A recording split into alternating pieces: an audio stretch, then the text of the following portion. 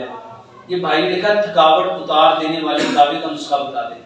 میرے محترم بھائیوں، تھکاوٹ کیوں ہوتی ہے؟ میرے محترم بھائیوں، تھکاوٹ اس وقت ہوتی ہے جب جسم میں کام کرنے کے لیے جتنی انرجی چاہیے وہ انرجی نہ ہو۔ اور انرجی کے لیے اللہ تعالیٰ نے جو چیز سب سے بہترین پیدا کی ہے نا، وہ کعبہ نہیں ہے، وہ پھل اور سبزیاں ہیں۔ وہ کیا ہے؟ میرے محترم بھائیوں، ہم نے نا زندگی میں 10 قسم کی دوائیاں کٹھی تو کھائی ہوں گی، لیکن کبھی 10 قسم کے پھل بھی کٹھے کھائے؟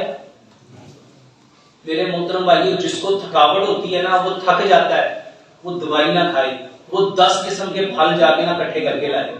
کیلا لے آؤ، سیب لے آؤ، امرود لے آؤ، ایک چیکو لے آؤ، کیوی لے آؤ، انار لے آؤ، انگور لے آؤ، پپیتا لے آؤ، کھجور لے آؤ، کنو لے آؤ، موسمی لے آؤ۔ میرے محترم بھائیوں، ان 10 کو کاٹ کے چھوٹا چھوٹا کاٹ کے اس کا فروٹ چاٹ بنا، اس کا اچھا بتاؤ، اس میں کوئی بیماری، اس میں کوئی دوائی ہے؟ اچھا، یہ جسم کو کیا دے گی؟ یہ جسم کو طاقت دے گی۔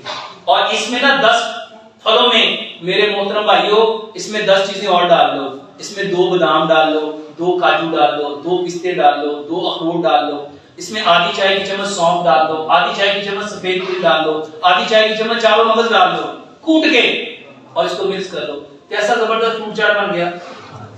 اگر اور طاقت رکھتے ہو اور زیادہ پیسہ ہے، ہمت ہے، تو میرے محترم بھائی اس میں 5 مربے ڈال دو، اس میں گاجر کا مربع ڈال دو، سیب کا مربع ڈال دو، آملے کا مربع ڈال دو، اس میں ہریٹ کا ڈبہ ڈال دو، اس میں مہی کا مربع ڈال دو۔ کتنا بہترین ٹونک بن گیا۔ میرے محترم بھائیوں، 1 چمچ کو 32 بار چباؤ۔ 1 چمچ کو، تیزی کا کام کس کا ہے؟ اور اللہ قرآن میں فرماتے ہیں ان اللہ مع الصابرین، بے شک اللہ صبر کرنے والوں کے ساتھ ہے۔ 1 چمچ کو 32 بار چبا کے کھاؤ۔ بتاؤ، جب 32 بار آپ چباؤ گے وہ کتنی طاقت دے گا؟ تھکاوٹ اترے گی کہ نہیں اترے گی؟ طاقت ملے گی کہ نہیں ملے گی؟ میرے محترم بھائیوں، یہ وہ راستہ تھا جو اللہ سبحانہ وتعالیٰ نے پیارے پیغمبر جناب محمد صلی اللہ علیہ وسلم کے ذریعے ہمیں دیا۔